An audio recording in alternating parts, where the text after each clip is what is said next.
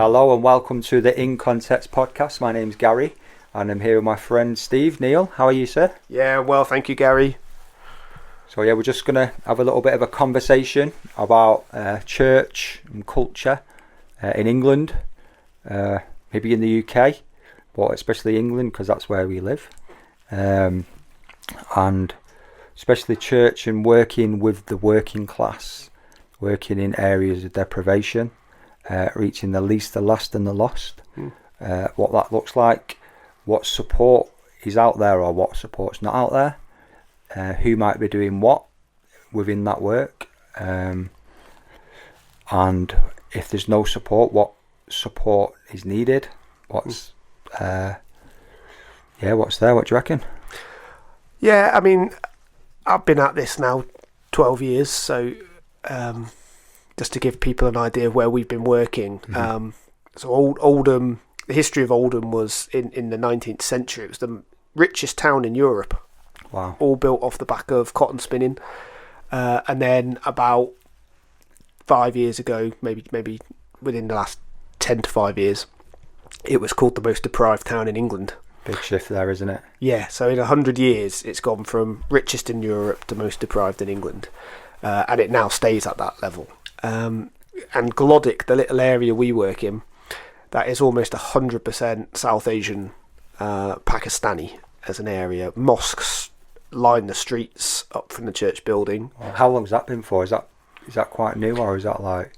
So when's the shift in that been? Yeah, so basically in the two big waves of immigration in the 1950s, there was a load of Caribbeans who came to work on buses and to work in the mills. So a lot of them came at that point. And then in the 1970s, we got lots and lots of Pakistanis to come over and work in the mills. So that was when the major wave came in the 70s, and that's built up. And as they've sort of stayed in Glodick, it depends on whose narrative you want to listen to. Okay. Some people would say Glodick was white and everyone was very happy there, and then all the Asians moved in, and then everyone went, oh, this has gone downhill now, and moved out. That's one narrative. Another narrative is that Glodick was on the downturn and wasn't doing very well, and all the Asians moved in because that's the bit they could afford to live in. Okay. And then the white people moved out as they made a bit more money and left. So it depends on whose narrative you want to believe. Okay. But over the course of about 30 years, Glodick became increasingly South Asian, until it's where it's now, where it's pretty well high 90% South Asian. So when we're working there, I think we talked in the last podcast about how different working class communities look different. Yeah. So our area is more unusual compared to other Medhurst churches. A lot of guys are working on predominantly white council estates, dealing with white British people. We're the ones dealing with mainly South Asian, Pakistanis, Bangladeshis, and then some working class white people. And then the history of our town. This is the other complicating factor. So people may or may not know about the 2001 Oldham riots. So they were the worst race riots we'd had in Europe, and they were pretty well kicked off between the white community and the Asian community. Some of that had been stirred up from people coming in from outside the town, but nevertheless it was Asian on white, and the whole of Oldham's a bit like this, where it's very segregated. So you could literally go down one street and you're in an Asian area, and then turn down the next street and now you're in the white area. And they just don't mix. And historically that meant you had predominantly white schools, predominantly Asian schools, all of that stuff going on with it. So it's quite I wouldn't call our area multicultural. People do, because they come down and they go, oh, there's loads of Asians here. It's multicultural. It's not. It's monocultural. It's just the monoculture in our area is Pakistani, not English. Yeah. So I think working in that environment, there wasn't a lot of resource when I started for support.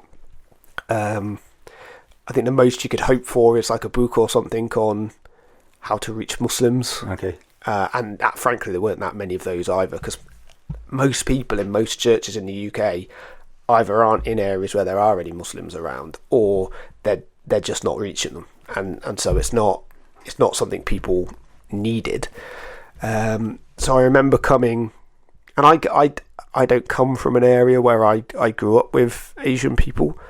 So most of my life I spent in a village in South Oxfordshire, which was like really white. My secondary school, I think, had like 3 people in it who weren't white. You know, that was the sort of place I was coming from. I went to university in Liverpool 20 years ago, which when I went, Liverpool was a really white city. And if you did see anyone who wasn't white, they'd probably be Chinese. That's who we had there. So it wasn't until I came to Manchester I really came into contact really with Asian people. And even then, we lived in Manchester to start, and in Manchester, Asian people, white people, everybody lives all on the same street, and that's normal. And that didn't trouble me. I didn't find that difficult or anything like that. That seemed like what I expected. And then I came up to Oldham, and suddenly you've got loads of Asian people, loads of white people, but none of them live together, and none of them go to the same places. And there's almost nowhere in the town where people hang out together. So I think we talked on the last episode about if you're going into a deprived area, you need to be present and you need to be known. Come to Oldham, where do you go? Yeah, it's very difficult, that, isn't it? Yeah. It's like there is so much divide within the area, even in like subcultures and subcultures within the culture of Oldham. So the way we had to deal with that is the church had to become the hub. Yeah. So I know in like certain communities you go, well, we'll go down the pub, that's where everybody goes. Well, you're not getting Muslims down the pub. Yeah. And you might go, well, okay, to reach Muslims we'll go down the mosque. Well, you're not getting white Brits down at the mosque. So you can't do that. Yeah. Even when they sort of play football, a lot of the time you've got like Asians will play football and with them within the Asian community, and white guys will play there. Half the Asians don't even play football anyway, they'd rather play cricket. You know, so you just get these divides everywhere, and the only way we could get round it is by going, well, the church is going to have to be the hub. So strangely, like our building is positioned very, I think, helpfully. So it's right on the edge of the town centre. We're not quite in the town centre, but you can be in the town centre in 2 minutes. We're in Glodick, which is the Asian area, but then 100 yards down the way is like a massive municipal park that everybody goes to that. That's quite handy. And one side of that is a white council estate, and then behind us, where our building is in the other direction, is a white council estate. So we've got just about reach into these different areas, which is quite good. And the things that we do, the way we serve the community, we generally have served needs often. And the reason we do that, so we do run what we call a food club, which we're very clear isn't a food bank. You have to pay to be a member, you have to buy the food, but it's like cut price stuff. But when people come in for that, that's got Asian people, that's got black people, that's got Eastern European people, that's got white Brits coming in. I mean, we are without question the most multicultural thing in our area. Wow. And one of the only places where people of all ethnicities will come. And I think that's just a brilliant thing for the gospel. Yeah, that's great. Because you go down the local mosque, you're not going to get white people there. Yeah. Very, very occasionally, you might have one white convert from somewhere, but it's quite rare. Yeah. Whereas you come to our place and it's black. The only people we don't have actually in the church, in membership, actually are South Asians. We've got, and even then, actually, we've had some Indians who've come, who'd be South Asian, but not Pakistani, obviously. So even there, we've made some inroad to having every ethnicity represented on some level, which I just think is wonderful for the gospel, isn't it? Yeah, I like that. So a lot of the areas where I grew up, it was the same. It was predominantly white people, white council estates. Very rarely you'd see somebody with a different colour. But where I'm at now in Coventry, it's very multicultural. Yeah. Even within the church that I'm in now, you get like the Great Commission within the church, so many different nations within the church, which is really nice. Which is really nice to see. That's what the gospel does on it. It breaks them divides and it unites people that are united in Christ. Yeah. What he has done rather than colour or continent or where we're from or our job. That's what the gospel does. It unites us in Christ. How have you found in your church? I'll talk a bit about ours in a minute, but I think a lot of churches will sometimes have people of different colours in the room. So you might have black, white, Asian in the same space, but in terms of culture and the way the culture operates, there isn't. I wouldn't necessarily call it multicultural. It's like multi-ethnic, but not really multicultural. Yeah, ours is probably multi-ethnic then, rather than cultural. Okay, that was what I was going to ask. Have you managed to be more multicultural with the different cultures on display, or would you say it's more multi-ethnic really? From what I've seen, so I've only been I've been at that church for a year now. So it probably are just multi-ethnic, cultural. Like they bring the cultural differences in like food when we do food and all that kind of stuff. And it's nice. So like some of them still come in their traditional clothes and stuff, Indians and stuff, which is nice. Do you know what I mean? What I've found though is like even within the church, a lot of the people from different countries still just sit together. Yeah. Do you know what I mean? Rather than mixing with everyone else. My wife's actually really good at intermingling with them, maybe because she's from a different country as well. Yes. But you do find that they just congregate together within the church. Yes. Yeah, and again, to some degree, that's going to be natural. Like we get a lot of Iranians in ours. One of the reasons they tend to congregate together is because of language. Yeah. So it's just hard work, isn't it? Trying to speak in a different language all the time, particularly if you're not got much English yet. So they'll often congregate together. I would say, like the Nigerians and the Cameroonians and other African nations we have represented, because they speak English, I would say they're much better at intermingling with people. I just think language is such a big barrier to people. Yeah. It's very, very hard, isn't it, to get people fully integrated and fully engaged and fully on board with what you're doing when they don't have the language ability. Yeah, it can be a bit of a challenge, can't it? Yeah. Like, would you have in your church, say, non-white people who are at the front of church and doing stuff at the front? I don't mean like, would you block them? Yeah. Because you're racist. Yeah. What I mean is, no, I think predominantly. Have you had any? I've not seen any since I've been there. I've got a couple of people from, I think he might be from Nigeria. He's got up and done like the Bible readings and stuff like that, but not preaching, leading. I've not seen that, no. Okay. I don't think they'd like stop it. I think they'd encourage it. Yeah. If somebody wanted to. So what we're hoping to do this year, probably after September to be fair, is to start a preaching group. Okay. So anybody that's interested in preaching or feels called or wants to try preaching, we're wanting to do it through Medhurst. So Medhurst run a preaching course if anybody's interested. Yeah. They want to know how to raise up preachers in their church. Medhurst can support that. Yeah. If anybody's listening for that. So we're hoping to do that. So I think there'll be different people from different cultures and backgrounds then given an opportunity to do it. Yeah, I think that'd be interesting. I think it'd be good as well. I think that's where we need to improve. We have an Iranian guy who leads services for us now, which is great.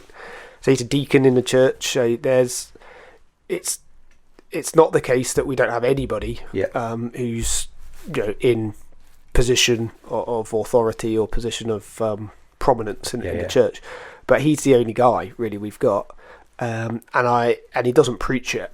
And I would like to see more Iranian guys, more African guys, just different cultures being able to be a voice at the front and being themselves as well, not having to copy the way we do it, but being very much themselves. Yeah, I think would be positive. Yeah, I think that would be as well. I can't remember what else we were asking. So we were just talking about like different contexts, different cultures, even in the working class. It's changed a lot as well, hasn't it? So culture's changed, areas have changed since I was growing up. Although I've not stayed in the same area, so I've moved different areas.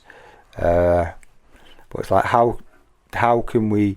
So Medhurst, you've got Medhurst that wants to support, reach more working class people, that they would hear the gospel, that they would come to know the Lord Jesus Christ. But then how we'd like to see that, wouldn't we? Like the church filled with working class people from every culture and every background. And then we'd like to see more working class people serving in the church as lay or as preachers and leaders of the church. Yes. We'd love to see that, wouldn't we? Medhurst is doing it, 20 Schemes is doing it. Do you know of any other ministries out there that are trying to do this work? I don't. As far as I'm aware, they're the only ones that are focused exclusively on trying to raise up working class people, trying to reach working class people. I suspect there are others who would have it as part of what they're doing.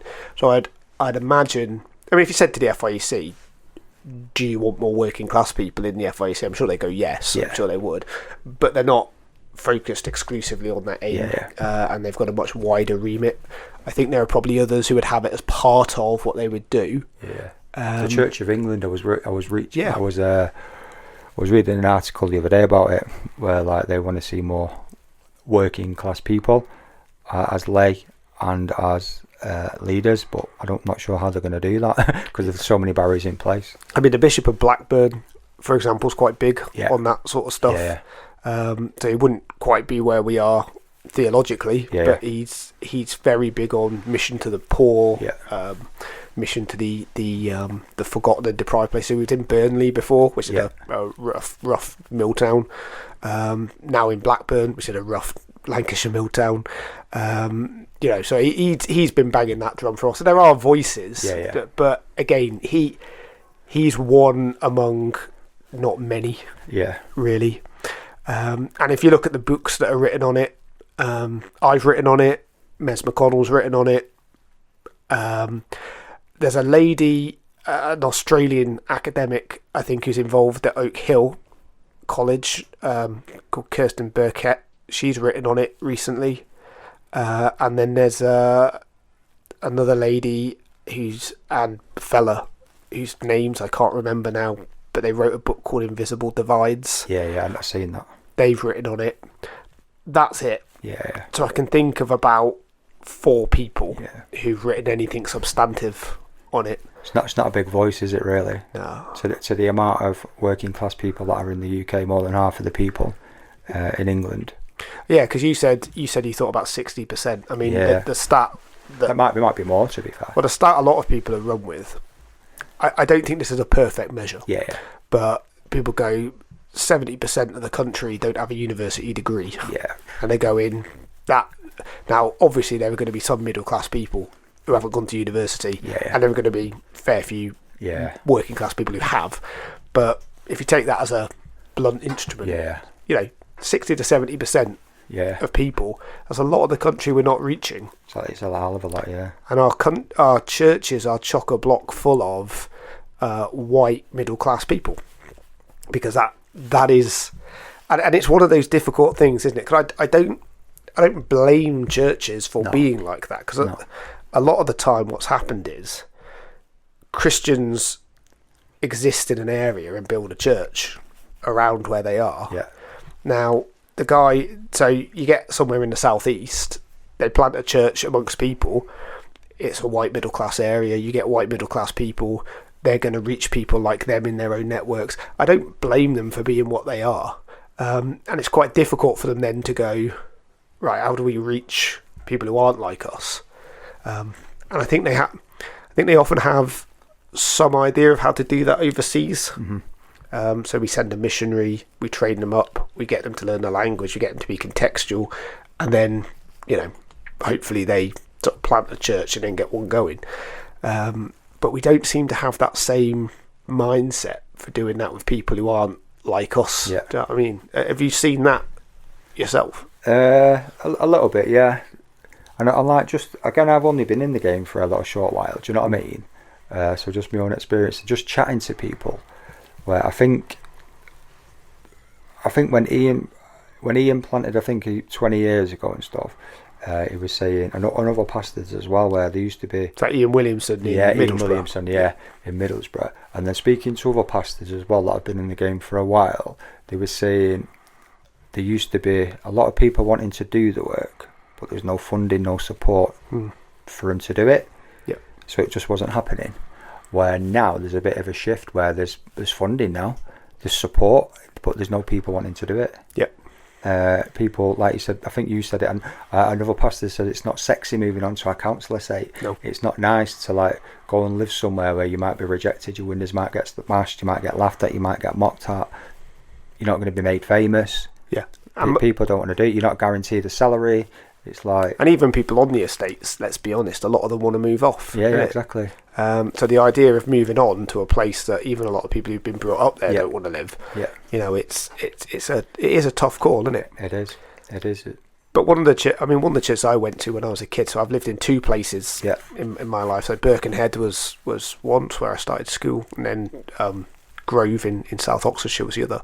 But in Birkenhead, we went to an estate church, so on something called the Ford Estate. And I would say of all the churches I'm aware of all the denominations I'm aware of, we were in the Brethren at the time, and this little Brethren assembly on the estate. The Brethren are pretty good, I think, about going on to hard areas. Yeah. And you might have some questions about what they do when they get there and how they operate, and a whole load of stuff. But they do go. Yeah. Do you know what I mean? Why do you think we don't have so many people doing that now? What do you think are the reasons people aren't so quick and ready to go? I'm not too sure. I don't know if it's just like a culture thing in the UK that people may not see mission as really important, or they see mission as sending people abroad, go to different countries where we've got like probably more unreached people here than in a lot of places.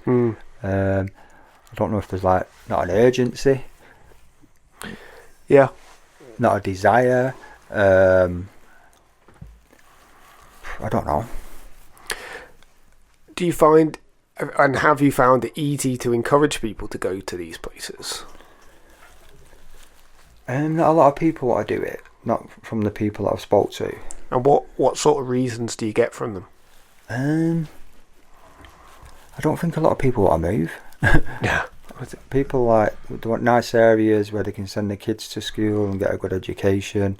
And like you say, people want to move off estates. So why do people want to move on? I think that's the number one issue, actually. I think people idolise their kids. I often think they make the wrong decisions about their kids as well, thinking what they're doing will serve their kids spiritually, and they don't realise necessarily how they're not actually helping their kids at all. So I hear all the time, we need to go to the church with a big youth group for our kids. We need to go to the place where there's other kids around. We need to go to whatever, but for the kids, we need it to serve them helpfully. I get why people do that. I get why people think that. But I often think it's a wrong calculation, because I think all you really teach your kids is that we're building the church around them and their needs and their desires, and then we wonder why, they go off to another church in another area that, frankly, let's be honest, most churches aren't running all sorts of ministries, often won't have people like them in it, and they go there and they go, I didn't get on very well with it, and they don't want to go. Whereas I think if you teach your kids from a young age that actually, we're called to carry a cross for Jesus, and that means that the church isn't going to be built around you and your desires, and you might have to reach across things and have friendships with people that actually ordinarily aren't the sort of friendships you would have sought out, but they are the ones the Lord's provided for you. I think you teach your kids something more valuable and more helpful, and it, I think, will stand them in better stead for their spiritual life. I think like raising them to be risk takers as well, isn't it? So I know a couple that are like leading a church and they're teaching their kids very young to be risk takers. They're working on a council estate. It's not comfortable, but to be risk takers. It's interesting that even within medicine, the short time I've been here and the different places where I'm going where I'm meeting pastors, a lot of people are coming from abroad to do the work on council estates. There's quite a few Americans. I met a Nigerian that he was like, the UK needs the gospel, so I come to the UK. He's planted a church in Keighley near Bradford. I think it's called Keighley. Keighley, yeah. And then he's going to do another church plant in Bradford. So yeah, it's interesting that other people are coming to the UK to bring the gospel to the UK. But I think we should be embarrassed by that as a church. I think they're right that, you know, we need more churches in this country. We've got a wonderful Christian heritage that has broadly gone away. Yeah. So I think they're right in seeing that from abroad, and I'm so grateful that the Lord's motivated them to come, and that they come and they will lead stuff, and they're happy to do that. But I think the church in the UK should be embarrassed that we're not doing it ourselves. Yeah. And you know, I've found like a lot of our support in our church comes from abroad. Yeah. Because the UK church just isn't lining up to support us, and I've struggled with that for many years. You know, I think it's very common to find churches that will blow 50, 60, 70 grand on a extension that will let them fit 20 more chairs in their church hall, but they won't give you 100 quid a month just to see your church basically hit its budget, you know. And I think that should be embarrassing to us. It should be a shame to us. But it doesn't seem to be. I was reading an article in, I think, Christianity Today or something, and a woman was writing the same thing, to be fair. So she like works in a church in London, and she was saying that where she lives in the council estate where they're trying to reach there in the inner city, they can't even afford to employ a family worker. But the churches on the other side of town have got like millionaires going to the church. Yet they're not supporting these little churches. And I don't know what the logic is. I don't know what the reasoning is. I don't want to judge, because they may well be doing all sorts of brilliant things with that money that I think that is just as worthy, just as valuable.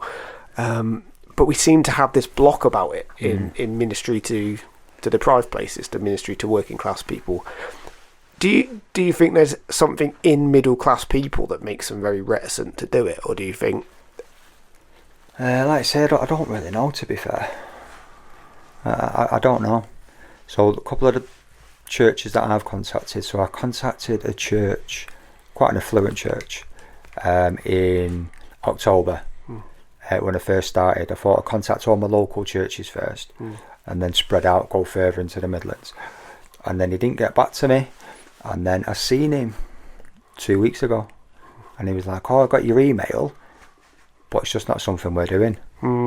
It's just not something where our church is. It's just not a massive priority for our church at the minute."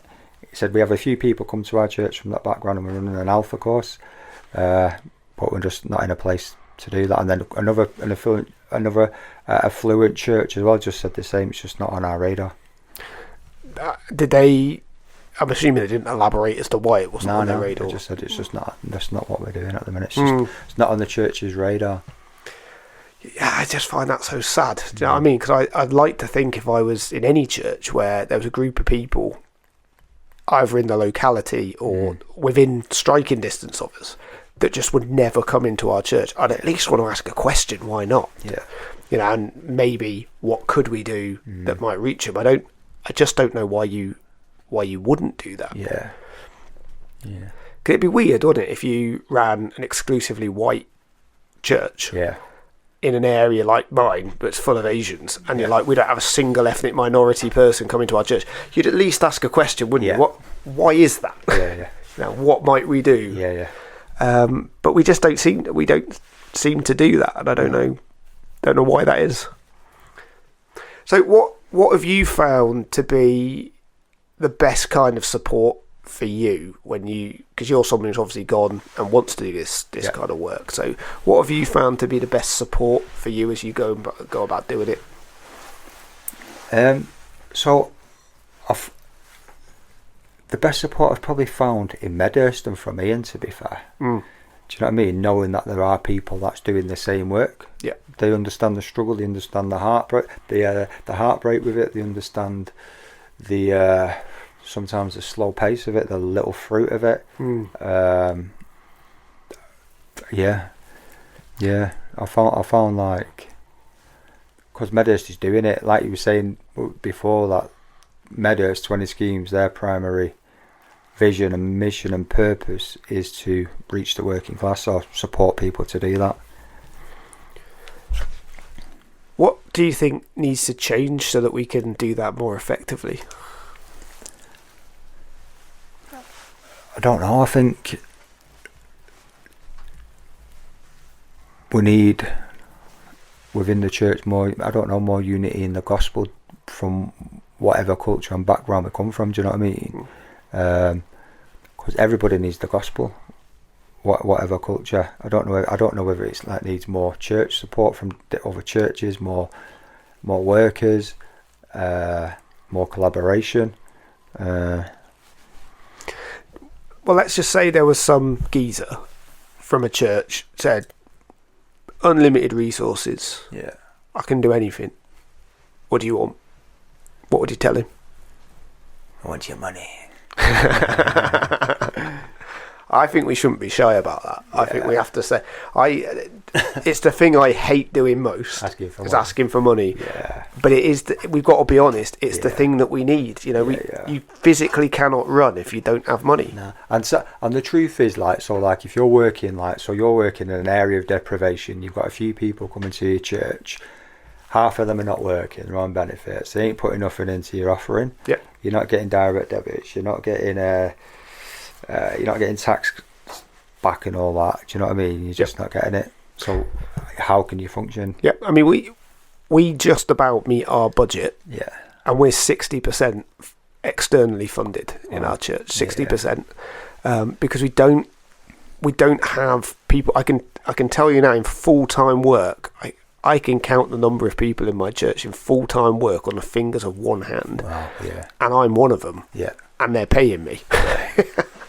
You know, so I think that we've got to be honest about it and say, look, we need money. Yeah, we do. Just to fund it. Actually, what's interesting is we don't need a lot of money to function. Yeah. Do you know what I mean? What the average budget of a church in a deprived place, I imagine you pay a pastor a decent salary, and with all the expenses and everything that goes with that, you're probably talking about 50k, something like that for that. And then you probably need another 50k for all your running costs. Yeah. 100k, you'll have a church for a year. Give them £1 million, you've got a church there for 10 years. Wow. Right. Yeah. Which in the grand scheme of things, it's not that much. No. When you think, you know, there are churches that will drop £5 million to do a rebuild.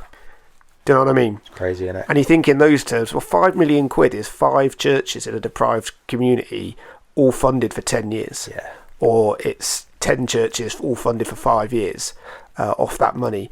And we say, you know, is it a best use of gospel resource? Obviously, if we can have massive buildings for big churches and we can have money going out to deprived communities, that's wonderful. Yeah. But we don't have unlimited resources. No, we don't. And I think we have to think that where do we need to get our resources to go? I mean, I've been saying this for 12 years, so I'm not saying anything new. But I think we need a massive, massive move of people and money from the southeast up to the north, from affluent communities to poorer communities, who are all basically going to go, do you know what? I'm going to go and live and work and belong to areas like Oldham and Blackpool and Blackburn and Middlesbrough and the places in the northeast that are cut off and deprived, and I'm going to do that because I just know those places need churches. And I think unless we get that drum banged, Medhurst can do it, but I think in reality, those of us like me and Ian, we've been saying this for best part of 15 years or more, and we kind of feel the people who are going to listen to us have listened to us, and the people who aren't going to listen aren't going to listen. Whereas I think you need it from more national figures, from more people. I think you need it from the front, from the FIEC on a more regular basis. You need it coming from Church of England and Anglican voices. You need it coming. The people who have more influence, let's be honest, than we do. They need to be saying it, because are they banging that drum, or is it quiet? Is it moving? Is it shifting? It depends who you ask, doesn't it? So I think there was a little period where, to give them their due, I think the FIEC were making noise, and there was a couple of people making noise, but it was a little period of it. Okay. You know, so there was nothing. Yeah. I would say there was absolutely nothing. The needle moved on it a bit, and there was a little, maybe year or two period where there was people like Mez and Ian and myself, and this was even before Medhurst existed as a thing, where we were making noise about it, and that was getting picked up, and actually people in the FIEC and some other places were going, yeah, we maybe need to do something about this. But I would say it then all kind of fizzled out a bit. It all kind of drifted away. Impetus died off. Some people were just saying we're a bit sick of hearing about this. And yeah, I would say now I don't hear a great deal of noise about it anymore.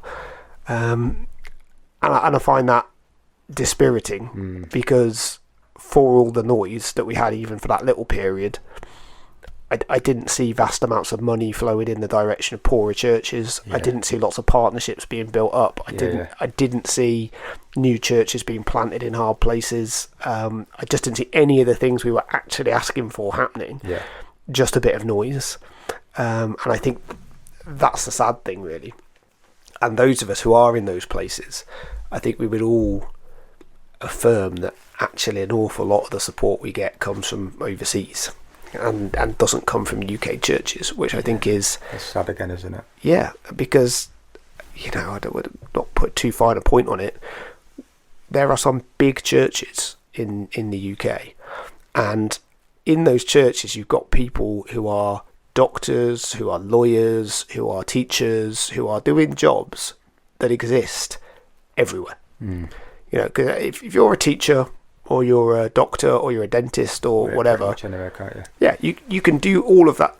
Those jobs exist in Oldham as much as they do in London or in Oxford or wherever. And churches that are 100, 200, 300 people could easily stand to send 20, 30, 40, 50 people and still be massive and still be wealthy and still do all the stuff they're doing to help encourage another church.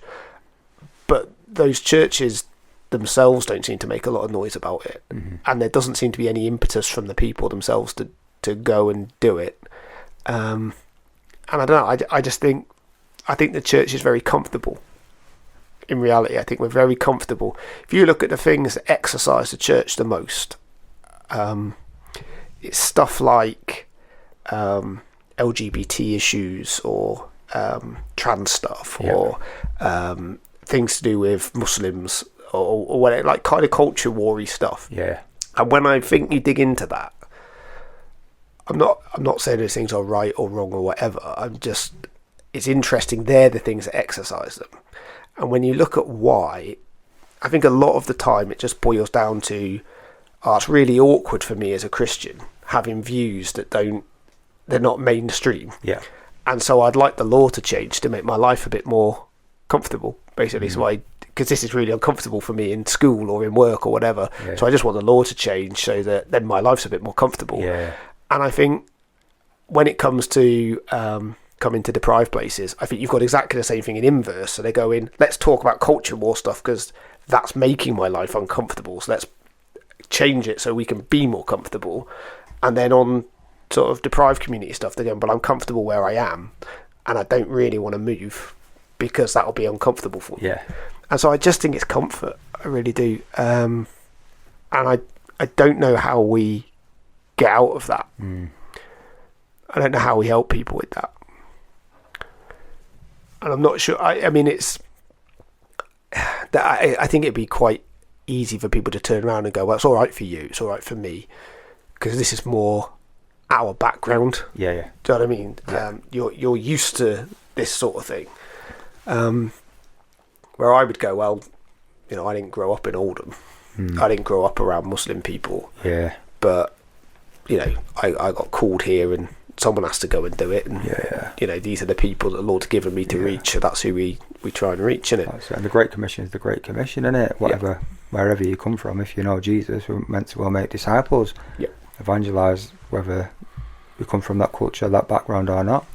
So how do you think we can sort of lovingly help people who maybe are feeling quite comfortable where they are, feeling quite comfortable in what they're doing, and going, I don't know if that's for me, and how do we help guard ourselves as well? Because I'll be honest, I've never had any great desire to go and move to China and be a missionary, right? Yeah.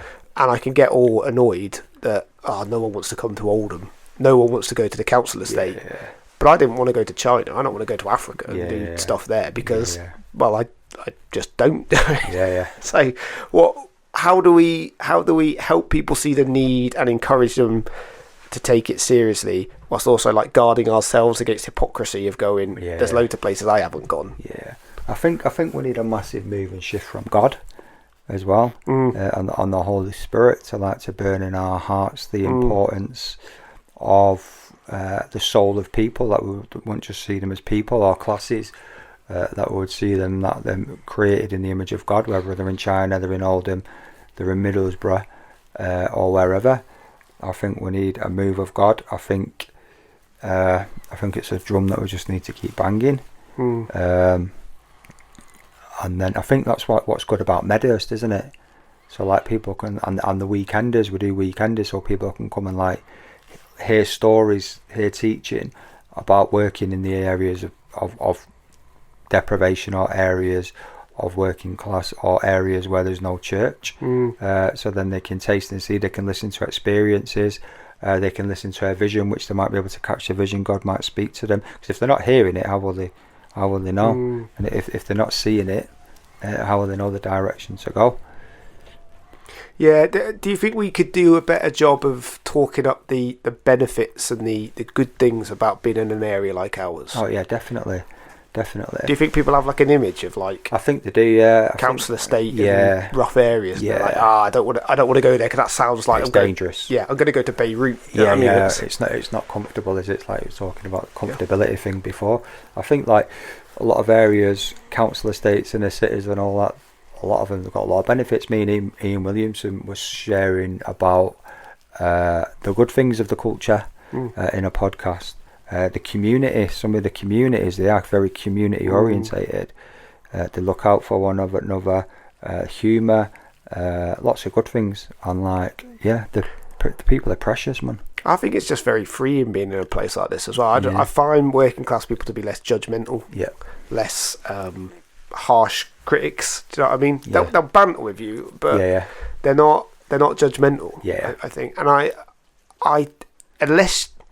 If your entire church experience has been in middle class churches, I think people are very guarded in those churches. I think partly because there is an underlying middle class tendency to judgmentalism, and everybody's terrified that I'll be judged, so I don't want to say the wrong thing because I'll get judged by it. But if your experience of church has been exclusively in those places, I think you don't realise how freeing it is. And how like genuinely enjoyable church can be when you go to a place where that's just not a thing. Yeah. And that's not a problem. And I really feel that now when I go to other churches where I sense that culture's there again. I don't think people mean it, and I don't think they're I don't think they're bad people or anything. But it's just built into the culture a bit.